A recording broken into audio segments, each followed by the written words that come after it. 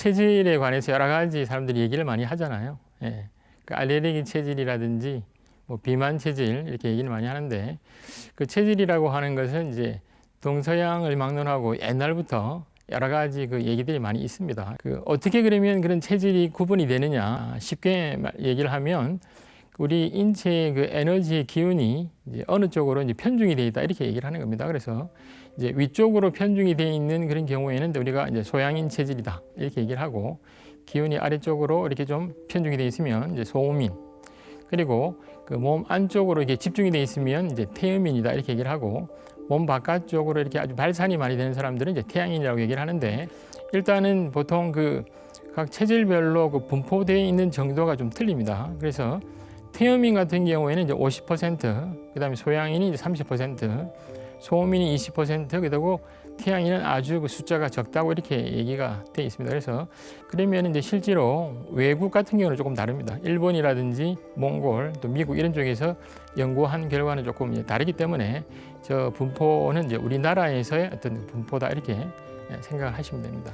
그리고 체질의학이라고 하는 것이 좋은 점이 뭐냐면 어떤 체질이면 이제 어떤 이제 몸에 병이 잘 생긴다든지 또는 어떤 이제 미리 어떤 증상이 나타나면 건강이 안 좋구나 이런 것들을 우리가 미리 예측할 수가 있는데 술 같은 거 이제 많이 드시죠. 드시면 우리가 나는 뭐 술이 좀 센 체질이다, 뭐 약하다, 뭐 이렇게도 얘기도 하는데 사실은 이제 특별히 그 내 체질 중에서 술에 강하다든지 뭐 이런 체질이 따로 있는 건 아닙니다. 결국 간에서 뭐 그 알코올을 분해하는 효소라든지 이런 거하고 관계되긴 될 텐데 보통 우리가 술 같은 경우는 이제 그 성질이 물에다가 되게 이제 열이 들어가 있는 성질이기 때문에 열이 많은 이제 태양인이나 소양인 같은 경우에 술을 먹게 되면 더 좀 좋지가 않다. 뭐 이런 이제 얘기들을 할 수가 있고 그리고 결국 이제 술 안에 보면 이제 독 성분이 들어있기 때문에 체질에 상관없이 어쨌든 뭐 많이 먹게 되면 다 좋지는 않죠. 좋지는 않는데 실제로 이제 각 체질마다 이제 그 비만의 타입들이 좀 다릅니다. 다르고 실제로 또 비만이 생기는 그 원인이라든지 그 관리하는 방법들이 좀 틀리거든요. 그래서 보통은 이제 양체질들은 이제 비만이 좀 잘 안 생기는 체질이에요.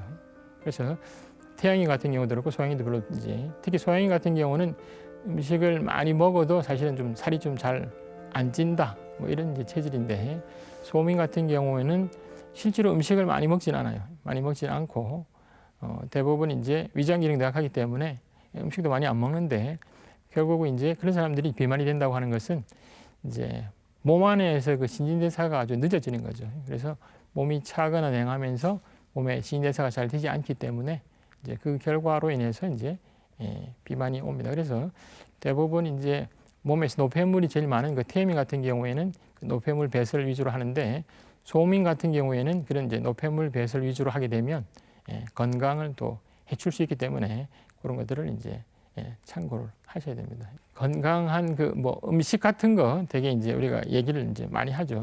태양인 같은 경우는 이제 특징이 뭐냐면 그 기름진 음식이나 육식 이런 것들이 이제 몸에 좋지가 않아요. 그래서 일단은 태양인이 본인이 태양인이라고 하면 이제 육식은 일단 이제 금하는 거죠. 금하고 그래서 되게 해산물이나 이제 야채 뭐 이런 이제 담백한 그런 이제 음식들을 이제 위주로 합니다. 그리고 소음인은 이제 위장이 약하기 때문에 항상 이제 뭐 소화가 잘 안 되죠. 그래서 소화 기능을 좋게 하고 몸을 좀 따뜻하게 할 수 있는 그런 이제 음식들이 이제 중요한데 그래서 소양인한테 좋은 음식들이 이제 소음인한테 또 좋지가 않고 하니까 결국은 이제 그 뭐 돼지고기라든지 이렇게 뭐 성질이 찬 이제 뭐 참외, 뭐 빙수, 뭐 오이 뭐 이런 것들은 이제 소음인한테 위장장애 같은 걸 일으킬 수가 있죠. 그리고 보통 우리가 그 체질 같은 걸 얘기를 할 때 이제 그렇게 얘기하잖아요. 그러면 내가 태음인이면 뭐 계속 태음인인데 이제 그 변하는가요? 뭐 이런 얘기도 되게 이제 질문을 하시더라고요. 하시는데 그 사상 체질에는 크게 뭐 세 가지 뭐 법칙, 뭐 규칙 이런 게 있습니다. 그래서 첫 번째가 체질 예외 불허 법칙. 이게 무슨 말이냐면 그 네 가지 체질에 누구든지 다 배속이 된다 이런 뜻이고요. 두 번째는 체질이 이제 변하지가 않는 거예요.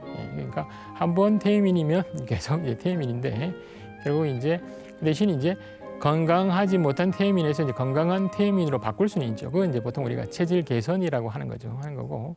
그다음에 또 한 가지 법칙은 이제 약물 혼용 불가 법칙인데 무슨 말이냐면 각 체질별로 약제가 정해져 있어요. 그러니까 인삼은 소민 약제, 뭐 맹문동은 태민 약제 정해져 있기 때문에 그 약제를 서로 이렇게 섞어서 사실은 이제 처방은 안 합니다. 그래서 체질 진단이 되면 그 체질에 맞는 그 약제들이나 처방들만 이제 사용하게 되는데, 그리고 체질은 한번 정해지면 이제 바뀌지 않고, 그렇지만 건강하지 않은 체질에서 건강한 체질로 개선이 된다, 이렇게 이제 생각을 하시면 되죠.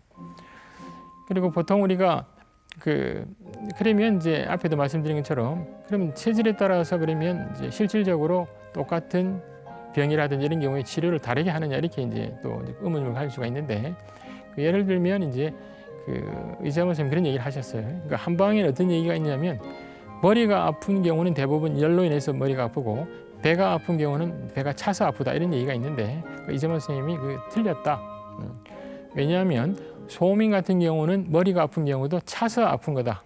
그다음에 소양이 같은 경우는 배가 아파도 차서 아픈 게 아니고 이제 몸에 열이 있어서 아픈 것이다, 이렇게 얘기를 하십니다. 그래서 결국은 뭐냐면 똑같은 머리가 아프다든지 어떤 증상이 있다고 하면 그 증상에 따라서 이제 체질에 따라서 다른 이제 원인이 있다고 보는 거죠. 그리고 구토나 이런 것도 이제 예를 들면 소양인이 구토를 하면 위장에 열이 있네, 이렇게 얘기를 하고, 그다음에 이제 소민이 구토를 하면 속이 차구나, 이렇게 얘기를 하고, 태음인이 구토를 하면 이제 몸이 좋아지는 거예요. 그리고 태양인 같은 경우는 이제 구토하면 아주 몸이 안 좋아진다, 이렇게 얘기를 합니다. 그래서 결국은 똑같은 증상이라도 체질에 따라서 다르게 분석하고 따라서 다른 약물이나 치료 방법들을 이제 사용하는 겁니다. 결국 이제 그 체질에 따라서 자기가 무슨 체질인지 알고 그 체질에 따라서 여러 가지 생활 습관이라든지 음식 관계 이런 것들을 자기가 해 나간다면 훨씬 건강에 아마 더 도움이 될 거라고 생각합니다. 오늘 제 얘기는 뭐 여기까지 하고 마치도록 하겠습니다. 네, 감사합니다.